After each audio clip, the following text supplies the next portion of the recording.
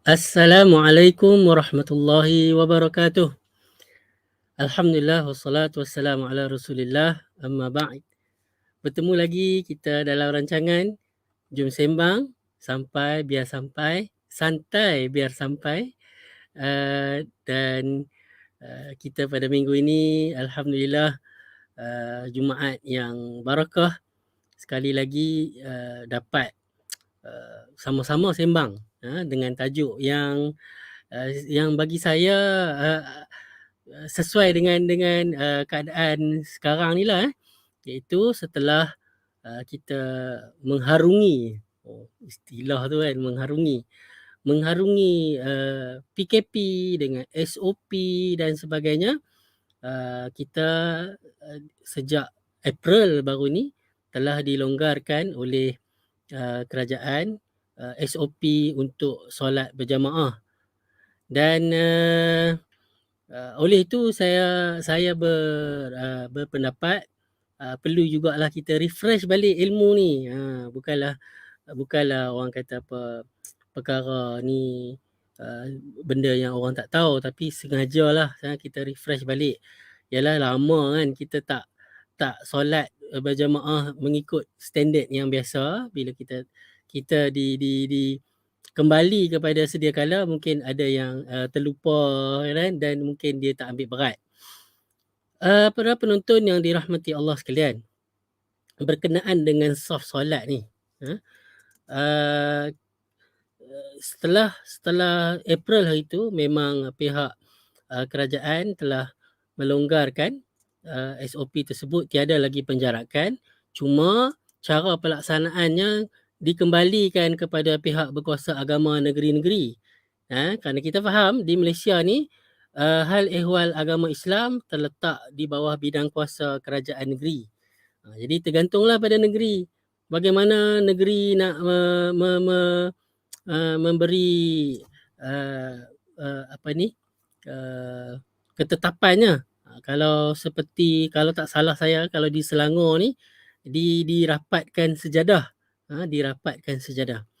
Tapi tak apa, itu ketetapan mengikut negeri-negeri. Cuma yang saya dia tak ada lah, walaupun tajuk dia ada verses kan. Tapi saya bukanlah nak cerita pasal rapat sejadah tu. Itu terletak pada negeri lah. Saya pun tak faham jugalah apa rasional di sebalik rapat sejadah tapi tak rapat tu kan. Kalau kata perlu ada penjarakan, lebih baik dijarakkan.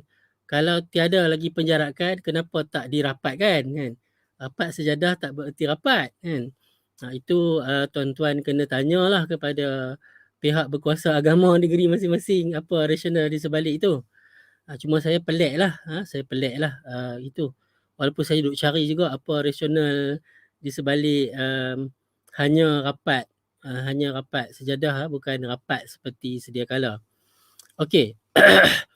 Berkenaan dengan rapat soft ni, apa hukum dia? Ulama berbeza pandangan apa hukum dia. Jumhur para ulama dalam kalangan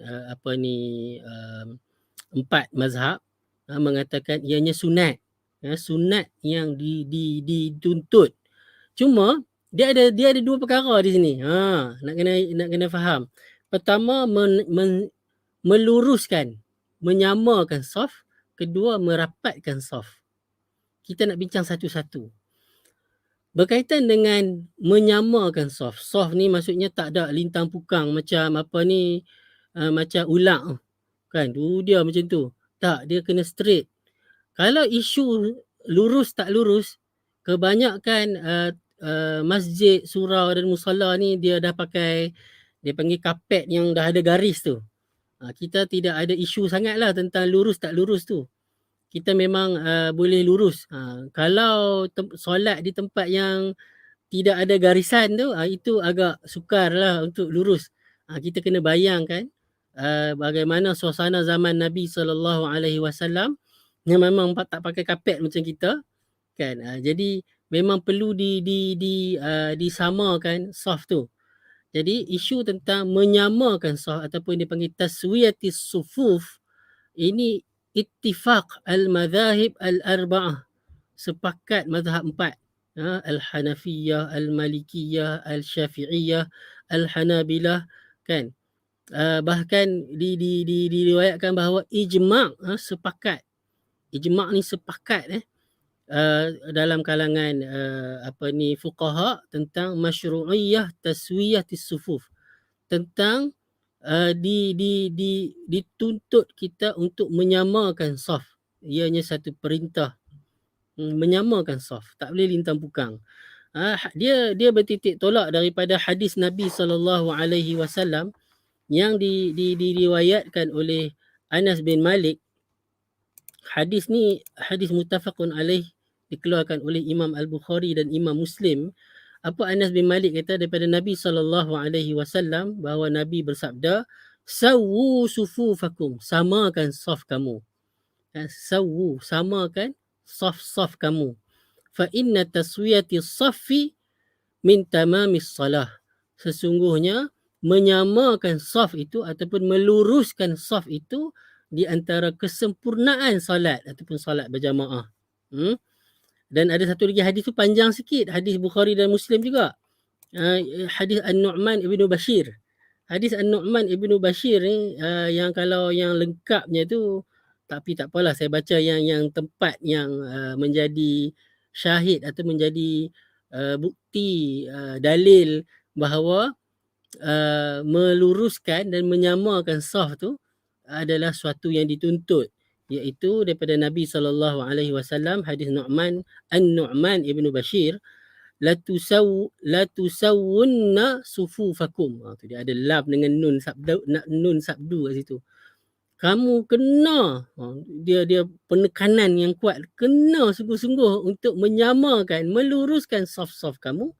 Aw la yukhallifanna Allah baina wujuhikum, atau Allah akan menselisihkan, pasti Allah menselisihkan hati-hati kamu. Ada riwayat hati-hati kamu, muka-muka kamu. Maksudnya, kalaulah sah pun tak boleh nak sama, macam mana kamu nak bersatu hati?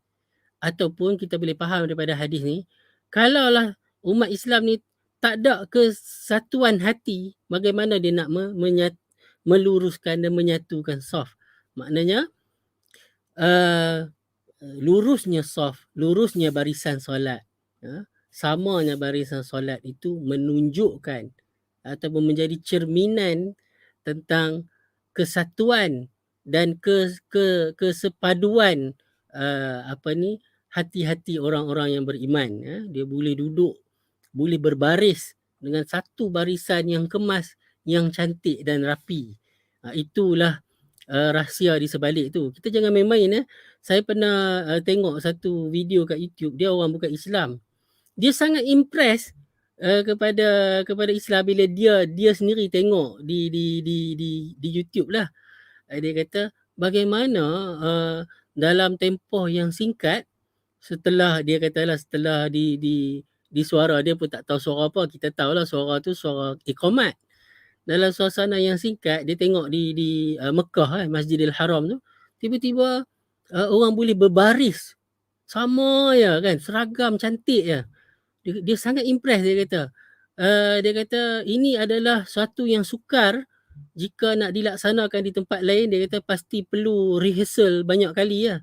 Boleh bayang, duk ada berapa puluh ribu, saya pun tak tahulah, boleh pi ke juta ke kan. Kita bubuh lah puluh ribu kan. Pastinya ratus ribu lah kan. Kalau waktu puncak tu. Dalam keadaan berapa puluh ribu, qamat ni berapa minit? Qamat ni rasanya seminit je. Dalam tempoh seminit, kan, berapa puluh ribu boleh duduk dalam barisan yang tersusun dan rapi. Amazing tak? Memang sangat menarik lah. Sangat hebat lah. Mana ada orang lain, mana ada tempat-tempat lain ataupun tamadun lain ataupun perkumpulan yang lain boleh buat macam tu. Islam je yang ada perkara ini. Itu saya nampak hebatnya lah. Hebatnya syariat tentang duduk dalam saf barisan yang kemas dan tersusun. Tambah pula di Mekah tu kan, dia kena bulat pula kan. Sama je bulat, tapi dia dah susun batu marmar tu bagi elok lah kan. Jadi kalau kita boleh bayangkan zaman yang tidak ada batu marmar yang tersusun dulu, macam mana zaman itu disamakan. Sebab itulah Nabi SAW pada zaman baginda yang tidak ada garisan dan sebagainya, memang Nabi pastikan supaya saf ini terbentuk dan rapi dan sama elok kan. Itu di sebaliknya. Cuma ada beberapa pandangan dalam kalangan para ulama yang mengatakan saf ni bukan takat sunat, samakan saf tu dia wajib. Ini pandangan siapa? Ini pandangan Ibnu Hazim, antaranya Ibnu Hajar Al-Asqalani kan, yang syarahkan Sahih Al-Bukhari, Al-Aini As-San'ani, Muhammad bin Ismail As-San'ani, di ulama Yaman yang mutaakhirin. Ini mereka mengatakan ianya wajib sama, berdasarkan betapa Nabi SAW sangat mempertegaskan tentang menyamakan saf, menyamakan saf. Aqimu sufufakum wa tarassu, kan, hadis Anas bin Malik. Hadis ni dikeluarkan oleh Imam Bukhari dan Muslim. Sehingga Nabi kata, fa inni arakum min warai zahri, sungguhnya aku boleh melihat kamu daripada belakang. Itu ulama yang mensyarahkan hadis ni kata dia boleh jadi secara zahir, iaitu mukjizat Nabi. Walaupun Nabi pandang depan, Nabi boleh nampak belakang tu macam mana, kelam kabut ke kan, apa ni serabut ke apa ke belakang tu, tak teratur ke, Nabi boleh nampak. Ataupun Nabi nak menyatakan satu lagi makna, menyatakan ketegasan, hampa jangan ingat aku tak tahu kan, aku boleh tahu, sebagai satu bentuk orang panggil apa, gertakan lah kan, oleh Nabi. Itu satu penegasan lah tentang saf tu perlu disamakan. Jadi sebab itulah sebahagian daripada ulama menyatakan ianya wajib. Bila wajib, berdosa lah kalau tak samakan saf. Itu satu isu tentang sama. Dan saya nampak sama saf ni tak berapa jadi masalah sangat di Malaysia ni, sebab ada garisan di kapet tu kan. Kapet yang corak-corak pun ada juga dia punya garisan tempat berdiri tu. Cuma bila kita bentang sejadah, masing-masing ada sejadah. Jadi dia kadang dia bentang ke depan sikit, ada yang bentang ke belakang sikit. Itu menyebabkan jadi tak sama. Ada yang depan, ada yang belakang. Sebab tu saya kata saya tak berapa nampak apa rasional rapat sejadah, bentang sejadah tu kan.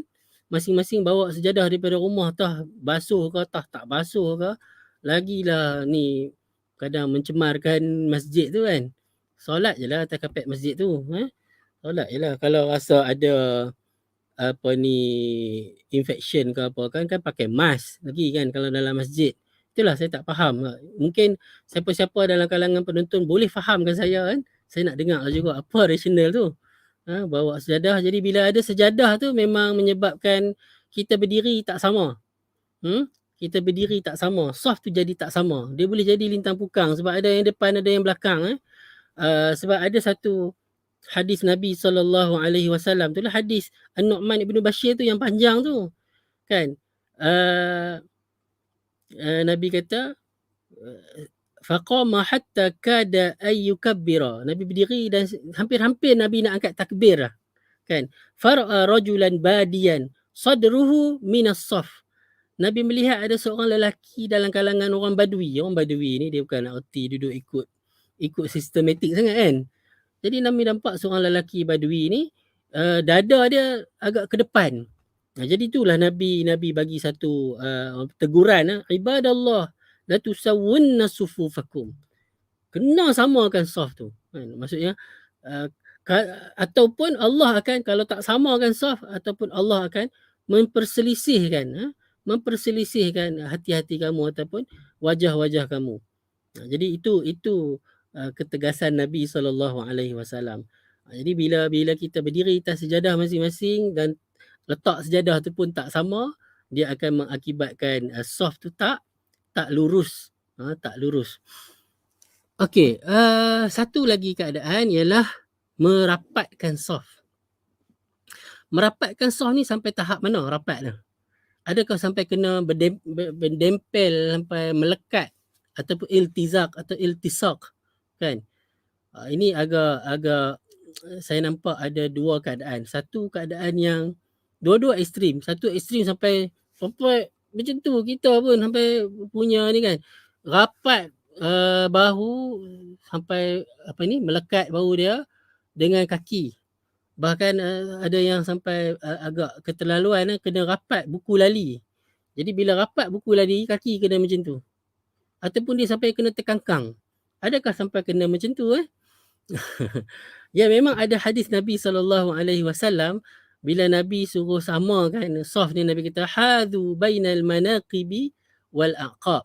Hadhu tu maksudnya sawulah, samakan antara bahu dan kaki. Jadi para sahabat pada waktu itu mereka merapatkan bahu dengan kaki tu kan. Bila kita nak bagi sama soft, macam mana kita nak pastikan kita sama soft kita? Jadi bila kita samakan bahu kita dengan bahu orang sebelah, bila dekat bahu kita dengan bahu dia, jadi samalah. Macam kita tengok orang buat pembarisan kawat lah kan. Macam mana dia nak sama kan? Dia angkat tangan dia tu kan, dia tengok. Dia rapat dulu, lepas tu barulah dijarakkan. Itu kalau pembarisan tu. Macam tu juga. Dia samakan kaki tumit. Kalau tumit sama dengan tumit orang sebelah, bahu sama dengan bahu orang sebelah, maka samalah soft tu. Kan? Tidaklah bererti kena melekat kaki kita dengan bahu kita sepanjang waktu solat. Kan, masa rukuk pun kena melekat, waktu duduk kena melekat, waktu sujud kena melekat. Kan, itu agak keterlaluan lah. Yang penting janganlah sampai jarak sampai ada yang disebut dalam hadis sehingga saddul khalal kan. Nabi saddu maksudnya tutup celah-celah tu. Sehingga ada celah yang boleh ada orang pergi duduk lagi. Yang masalahnya di sini iblis syaitan lah yang pergi duduk celah-celah tu. Itu yang mengganggu dan sebagainya. Jadi soft solat ni tak ada lah perlu sampai melekat kita kan, sampai kita menggunakan macam tu kan, melekat ataupun taklah sampai ada celah. Dia rapat lah. Rapat tak semestinya melekat. Sampai melekat macam tu kan, dia rapat. Kalau macam tu dia renggang. Orang Melayu renggang ke rapat macam ni? Renggang lah, rapat macam ni lah. Kan, rapat. Jadi bila yang difahami oleh para ulama, sahabat-sahabat Nabi merapatkan kaki dan bahu tu untuk menyamakan soft. Tujuan dia untuk soft tu disamakan. Soft tu disamakan. Jadi para penonton yang dirahmati Allah sekalian, di sini saya nak bagi panduan lah. Panduan dia apa? Imam ni yang menjadi imam solat. Saya tahulah imam taklah tengok jom sembang ni, tapi boleh jadi panduan lah kepada siapa yang selepas ni jadi imam dekat mana-mana lah, bukan di masjid kan. Imam solat, bila dia nak, sebelum dia angkat takbir, dia tengok dulu soft dia. Tengok macam Nabi SAW. Ada riwayat yang bila Nabi nak solat tu, Nabi tengok belakang, Nabi pastikan sama, sehingga Nabi pergi samakan dengan tangan dia kan, soft tu supaya sama kan, satu barisan sama tu. Dan atimu saffal awal fal awal kan, dipenuhkan soft yang depan dulu, kemudian yang kedua dan ketiga itu tugas imam. Jadi banyak jugalah imam yang tak berapa faham tugas dia kan, qomat je terus dia angkat takbir kelang kabut, nak pergi mana pun tak tahu kan. Dia qomat tu dia tengok dulu soft, tambah kalau hari Jumaat, baru ni solat raya kan, dah habis, dah solat raya dia tak ada qomat kan, dah berdiri tu dia bagi pastikan dulu semua boleh masuk kan, semua boleh berdiri. Ini dia dah takbir dah, soft tak ada nak penuh kan. Dan ada orang yang kalau kita ni banyak yang duduk berdiri kat luar, orang yang tak sempat masuk lagi. Jadi bila orang yang kat luar tu tak sempat masuk, sedangkan kat masjid tu depan-depan, tengah-tengah tu banyak lagi ruang-ruang yang kosong kan. Jadi orang terpaksa solat kat luar kan, sedangkan ada ruang lagi. Ini masalah lah bila imam tak bagi peluang untuk orang soft ni dibetulkan dulu, diluruskan dulu kan, dipenuhkan dulu. Dia tahu nak angkat takbir, dia kira tugas dia selesai nanti. Ini masalahnya. Lepas tu dia pergi baca panjang-panjang pula, dah lah orang solat tak sempat masuk tu kan. Kalau solat Jumaat ni hari ni Jumaat, kan? Kita kadang sampai lambat, kita dah duduk luar, kita tak sempat masuk pun dalam masjid. dah tak apalah tak sempat masuk tu kita solat kat luar. Dia boleh baca panjang-panjang dengan kita solat tengah-tengah panas kan. Dia tak apa duduk dalam masjid dengan kapet imam dah lah tebal kan, dengan aircon lagi, kipas angin lagi kat depan. Syok lah dia nak baca panjang-panjang kan. Dia kena fikir orang kat luar tu kan. Kadang sejadah pun tak ada kan. Dia solat atas atas jalan ni ataupun atas rumput ke kan. Ini kena bertimbang rasa lah juga. Imam ni dia kena tahu. Tu kata imam dia kena tahu keadaan dia, sehingga Nabi pun dengar ada anak menangis apa yang tindakan yang Nabi buat. Jadi imam-imam kena cerdik lah sikit bagi saya lah. Kena saya tak guna istilah apa. Betul lah tu istilah kena cerdik sikit. Kena ambil berat sikit macam mana keadaan makmum dia. Dia nak memimpin orang solat tu kan. Bukan sekadar dia nak habiskan saja. Tapi yang paling penting dia pastikan dulu soft tu. Soft penuh dulu kan. Soft sama, tapi soft sama ni dia kenalah orang kata apa, difahami oleh masyarakat Malaysia. Masyarakat Malaysia kan cakap Melayu.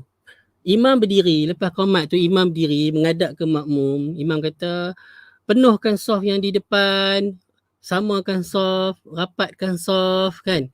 Cakap Melayu lah kan. Ni duk pergi cakap Arab kan. Kalau cakap Arab tu betul okey juga, ni cakap pun salah kan. Soft sufu fakum, mana ada soft sufu fakum, bukan bahasa Arab macam tu. Sawu tu okeylah, sawu sufu fakum, samakan soft kamu. Sawu bukan soft sufu fakum. Kalau nak cakap Arab, pergi belajar betul-betul, sebut betul-betul kan. Tak pun cakap je Melayu, samakan soft. Tapi kalau kita nak suruh samakan soft pun, sekarang ni saya melihat soft di sudut samakan soft tu okey. Instead of sebut samakan soft, kita kan Nabi sebut tarasu kan.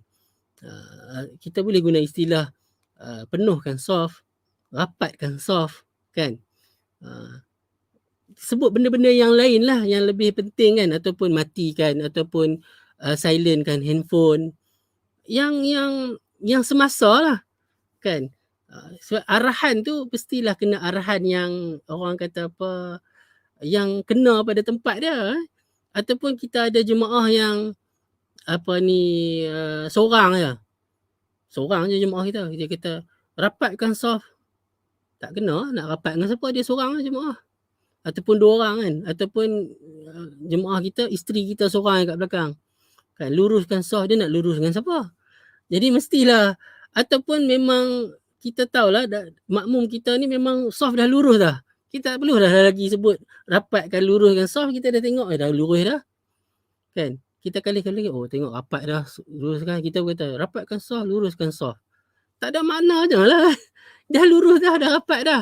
Jadi nak suruh rapat ke lurus ke, bukan benda tu wajib kena suruh. Dia suruhan dan arahan tu berdasarkan keadaan pada waktu tu lah. Kalau tak rapat, kena suruh rapat. Kalau tak lurus, suruhlah lurus. Itu maksud dia. Bukanlah semestinya imam ni sebelum jadi imam nak kena sebut pula perkataan tertentu, bacaan tertentu. Yang syoknya kadang ni ada imam ni, dia baca apa atau punya panjang sebelum dia nak sebelum nak lafaz niat tu. Dia dengan dia punya zikir apa, wirid, siap baca kat mikrofon lagi kan. Sedangkan yang perlu dia buat pada ketika itu adalah kan, tengok soft dia. Ni dia duk berwirid pula kan, duk baca ayat Quran apalah pula sebelum nak angkat takbir tu kan. Tengok soft tu. Kini masalahnya bila kita nak buat sesuatu, kita mengikut-ikut kan, kita bukan ikut seperti mana yang Nabi SAW ajarkan. Itulah nasihat saya lah sebagai kepada sesiapa yang nak jadi imam selepas ini kan. Kita 2 tahun ni dah jadi imam interim kan. Imam interim solat kat rumah jadi imam interim. Kita pun main belasah je lah. Saya rasa tak apalah, kita top up ilmu kita sedikit demi sedikit lah. Saya rasa saya nak tengok soalan. Ada interaksi. Wish, dah dekat 10.30 dah saya berceloteh seorang-seorang. Sila tengok. Okey. Assalamualaikum, saya Ibu Tunggal. Allah, tiap kali kita live ada dia ni. Tak takut ke Allah ke? Salam nak tanya. Semasa solat adakah cukup sejadah dijadikan sebagai penghalang pendinding untuk membolehkan orang lain lalu depan kita atau perlu letak barang fizikal? Ini dah ramai dah orang yang ustaz-ustaz ataupun asatizah yang jawab soalan ni. Tapi kalau dah tanya saya ada pendapat saya lah. Apa orang panggil apa, masing-masing ada dia punya penjelasan. Tapi kalau penjelasan saya lah, apa tujuan diletakkan penghalang tu? Nak tandakan bahawa kita tengah solat dan di situ tempat kita nak end of kita nak sujud. Itu tujuannya. Kalaulah kita bentangkan sejadah, tercapai tak tujuan tu? Tercapai, orang faham kata di situlah tempat kita sujud sampai hujung, sampai kat sejadah tu. Jadi lepas pada sejadah tu bolehlah kita lalu lalang. Jadi apa-apa sahaja yang mencapai tujuan tadi tu, maka tercapailah kan. Nak pergi pacak kayu, kenapa kena pacak kayu ke, nak kena buat apa semua tu? Sebab nak habaqkan orang kata kita solat dan di situ tempat kita sujud. Jadi kalau lalu di beyond that, tak ada masalah lah. Sebelum tu jangan lalu lah, itu maksud dia. Kalaulah kita bentang sejadah, tercapai tujuan tu, maka tercapailah. Okey? Itu saya punya pandangan. Walaupun ada yang tak bersetuju dengan pandangan tu, dia ada penjelasan lain, bolehlah ikut pandangan yang lain tu. Okey. Siapa lagi? Oi, banyak nama ni. Skamer ni. Tentang solat jemaah. Huzaifah tanya, macam mana dengan ada 2 jemaah dalam satu surau? Ni terjadi di RNR sebab parent solat dengan anak masing-masing. Masya Allah, saya pun tak tahulah. Ini pun ramai dah asatizah yang tegur. Masyarakat kita yang agak saya rasa jahil dalam bab ni. Kalau dalam RNR, biasanya orang memang solat jamak qasar lah. Kan? Solat jamak qasar lah kan? Dia datang tengok ada jemaah, ada yang pergi solat sorang-sorang. Itu pun satu kejahilan lah bagi saya. Dah ada jemaah dia pergi solat sorang-sorang, apa cer? Kan? Kenapa dia tinggalkan fadilat solat jemaah tu? Pergilah ikut. Kan? Pergilah ikut jemaah tu. Ataupun dah ada orang duduk tengah solat kat situ walaupun dia tak berjemaah, dia sorang-sorang. Kita pergilah jadi makmum dia. Duduk berdiri sebelah dia, kita jadikan dia sebagai imam kita. Dapat pahala. Yang masing-masing pergi solat masing-masing, apa cerita? Itulah saya kata ramai yang ada kesedaran nak solat tapi kena tambah ilmu. Sikit-sikit tambah ilmu. Kan? Kita tambah amal, kita dengan tambah ilmu.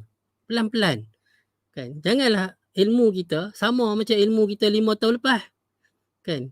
Setiap tahun patutnya top up lagi ilmu. Jadi kalaulah ada imam, kita janganlah pergi buat imam baru.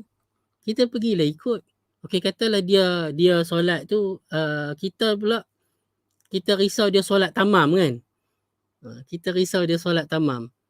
Kita kita tengoklah dulu dia solat tu sampai habis dulu ke, kan? Janganlah kita pergi buat ni. Tapi kalau dia qasar, kita nak tamam lagi tak ada masalah, kita tambahlah. Oh dia solat apa dulu ke? Kita tengoklah. Cuma dia benda tu benda boleh tengok kan, boleh tunggu dan perhati kan. Janganlah pergi buat 2-3 jemaah kat situ boleh ikut. Boleh ikut. Dan yang mana jadi imam kat RNR tu jangan duk pergi wirid panjang-panjang, doa panjang-panjang. Benda tu sunat. Tak buat tak berdosa. Sedangkan kalau lah waktu yang singkat tu orang ramai kan, tambah time musim balik kampung kat orang ramai, ada giliran nak solat pula. Di situlah imam kena cerdik tadi saya kata. Kan? Nak baca surah apa? Kan? Tak payah wirid-wirid ni semua, tak payah wirid lagi sambil duduk berjalan pergi kat kereta kita ataupun dah sambil duduk drive tu, wirid sambil drive tu. Boleh wirid sambil drive. Kan? Tak payah duduk wirid time tu juga ke kan? Jadi ini perlu ada kesedaran dalam kalangan masyarakat yang nak beramal, tapi beramallah dengan ilmu dan tambah ilmu pelan-pelan. Boleh komen sikit? Masya Allah. Ni semua kawan-kawan saya ni. Boleh Ustaz komen sikit berkaitan saf kanak-kanak belum baligh dan dewasa? Ini memang ada beberapa perbahasan para fuqaha lah kan. Mungkin di Malaysia ni kita ambil pandangan yang saf kanak-kanak tak boleh sekalikan dengan saf dewasa. Saf kanak-kanak ni. Jadi, sukarlah juga kita nak bagi orang kata apa, orang terima pandangan yang lain ni kan. Sebab itu pandangan yang diguna pakai di Malaysia, soft kanak-kanak berbeza dengan soft dewasa. Jadi kita kena tengoklah juga macam mana kita nak galakkan anak-anak untuk solat, anak-anak untuk solat. Jadi mungkin kita sendiri kena train anak kita, jangan berlari. Tapi susah jugalah anak-anak ni bila dia tengok kawan-kawan berlari, dia pun nak lari juga kan. Mungkin tak sama dengan anak-anak zaman sahabat Nabi lah. Anak-anak sahabat walaupun soft mereka di belakang, macam hadis Abdullah bin Umar, dia pun kata dia soft di belakang sebab dia kanak-kanak masa tu di Madinah. Jadi sahabat-sahabat kibar sahabah yang duduk di depan-depan ni, sahabat-sahabat tambah-tambah soft pertama tu, sahabat-sahabat yang senior, sahabat-sahabat yang orang kata apa, kibar sahabah yang duduk di depan, yang sahabat yang kecil-kecil ni duduk di belakang. Jadi ini bagi saya tengok tempat lah. Jadi mungkin kalau mak ayah yang nak bawa anak-anak pergi, nak train anak-anak pergi solat jemaah ni, pergi cari masjid ataupun surau yang mesra kanak-kanak lah. Jangan nak pergi bergaduh pula dengan masjid yang yang asingkan tu kan. Kita kena ikutlah tempat dah kita kira tu tempat tu, ataupun kita pergi jadi AJK masjid tu ke, ataupun kita yang pergi jadi AJK surau tu, kita tukar pelan-pelan kan. Boleh. Ataupun masjid-masjid ni boleh wujudkan ruang nursery pun. Bolehlah mak dengan ayah solat dengan tenang. Boleh wujudkan ruang nursery, pasang cerita kartun ke apa kan. Duit tabung masjid kan banyak kan, puluh-puluh ribu ada kan. Jadi bolehlah nak buat macam masa solat tarawih tu, wujudkan nursery untuk masjid. Bagi upah kepada orang yang jaga nursery tu. Jadi nursery yang free lah untuk anak qaryah. Jadi semua orang boleh solat dengan tenang. Benda boleh buat. Buat apa nak bergaduh kan. Jadi tapi masalah lah. Jadi mungkin kerana yang jadi AJK masjid dan sebagainya, mungkin anak dah besar-besar kan. Zaman dia dulu tak pernah ada. Jadi dia pun tak pernah terfikirlah benda ni kan. Jadi mungkinlah kena ada orang-orang muda lah juga pergi jadi AJK masjid ke, jadi AJK surau ke, yang buat sedikit pembaharuan supaya masjid surau ni jadi yang tempat yang mesra keluarga, mesra keluarga. Mak dengan ayah pun boleh solat dengan tenang dan sebagainya. Itu kalau anak kecil sangatlah. Tapi kalau anak yang dah mumayyiz, yang umur 10 tahun, kita 7 tahun dah disuruh solat. Patutnya dia boleh solat lah. Patutnya boleh solat. Tapi kalau bawah 7 tahun, kita nak bawa juga dia pergi masjid, kita pergi letak dia dekat saf kanak-kanak, tak boleh, memang tak boleh. Jadi saya nampak tak adalah kewajaran untuk kita bawa anak yang bawah pada 7 tahun, apatah lagi kalau saf dia duduk di saf yang terasing kan. Kalau bawah 7 tahun, soft tu boleh dia duduk sebelah kita, okey. Tapi kalau dia duduk soft belakang, masjid yang memang diasingkan soft kanak-kanak tu, jadi saya nampak tak wajar lah, nanti dia bising pula kat belakang tu. Okey. Ada lagi? Tak ada. Masa pun dah habis dah. Jadi terima kasih banyak para penonton yang dirahmati Allah. Mudah-mudahan kita ni dah SOP dah tak ada untuk penjarakan. Kita masing-masing kita amalkan. Sekurang-kurangnya ini sepakat para ulama bahawa ianya suatu yang dituntut. Ketika solat berjamaah ni, suatu yang dituntut. Walaupun dia ada pandangan yang memang wajib tuntut. Dan bahkan kita nampak kalaulah hukum dia tak wajib pun, fuqaha 4 mazhab kata tak wajib pun, tapi ia adalah suatu yang ditegaskan oleh Nabi untuk kita menyamakan saf, untuk meluruskan saf dan untuk merapatkan saf ni. Satu benda yang dituntut. Jadi kita pastikan kita solat. Saya tengok terutama ni, saya nak sebutlah sikit, terutamanya di bahagian perempuan. Saya selalu perhati orang perempuan kalau solat jemaah lah lagi paling tak rapat dan paling tak lurus. Kan? Sebab dia tak nampak kaki dia masing-masing kan. Dia paling tak nampak kaki dia. Kadang-kadang orang perempuan ni dah dia solat dengan telekung, dia nak pergi cari yang duduk dekat kipas. Dia panas, dia nak duduk dekat kipas. Jadi dia jauh pada orang pun tak apa. Dia solat kat situ seorang-seorang, yang penting dia selesa. Kan? Dia selesa. Ini pun masalah juga. Saya sendiri duk tengok orang perempuan lagi lah, minta maaf lah orang wanita, perempuan. Lepas ni, apa ni, tolong forward lah apa yang saya kata ni supaya rapatkan saf wanita ni. Wanita taklah dituntut solat jemaah kat masjid, tapi kalau nak solat jemaah kat masjid, saf tu bagi rapat. Jangan duduk seronok sorang-sorang. Dia boleh tak sejadah dia sorang-sorang je dia solat kat situ. Ni saya tengok sendiri ni, kan. Ni pun masalahnya bila kena bawa sejadah kat masjid, kan. Dia dah bentang sejadah, imam dah angkat takbir, saf duk ada kosong lagi kat depan, dia tak mau beranjak lah, dia nak kena buka, ni kena angkat balik sejadah dia nak pergi bentang pula. Dia dah bentang, dia nak solat je lah kan. Hang nak kosong ke, tak rapat ke, jauh ke, punya pasal lah, aku dah bentang dah, imam dah angkat takbir dah, aku pun tak mau ketinggalan. Lagi jauh sangat imam tinggal aku. Ni masalahnya kan. Jangan duk pegang dulu sejadah tu. Selagi kita tengok ni sekali nak pergi sembahyang Jumaat kan, masing-masing pegang dulu sejadah tu. Pegang dulu sejadah sampai dah tengok dah okey dah, baru bentang sejadah, baru kita solat. Ni bila kita dah bentang sejadah tu, kita rasa malas lah nak alih sejadah pula, nak kena pergi bagi rapat pula kan. Nak kena pergi ke depan pula kan, dah ada kosong lagi. Serabut lah saya tengok bila dengan main ada sejadah-sejadah ni kan. Tak apa, kita kalau nak ada sejadah, kita dah susah, kita kena buat lah. Tak apa lah, susah nak buat macam mana. Kena buat lah juga kan. Jangan dah nak bawa sejadah, betul kita malas pula kan, nak rapatkan sejadah. Jadi pasal solat tarawih tu, itu saya tengok ramai apa ni di kalangan makcik-makcik terutamanya kan. Dia pitak sejadah dia pula nak ambil tepi-tepi dinding kan, penjuru tu senang dia nak bubuh beg dia apa kat situ. Lepas tu dia solat lah kat situ, padahal kosong belah kiri dia ke belah kanan dia kan. Dia solat lah sorang-sorang kat situ, lagi senang. Sebab dia nak senang kerja dia. Bukan macam tu, kena solat ni kat saf. Kalau nak solat macam tu, solat kat rumah sorang-sorang makcik. Jangan duk main kat masjid.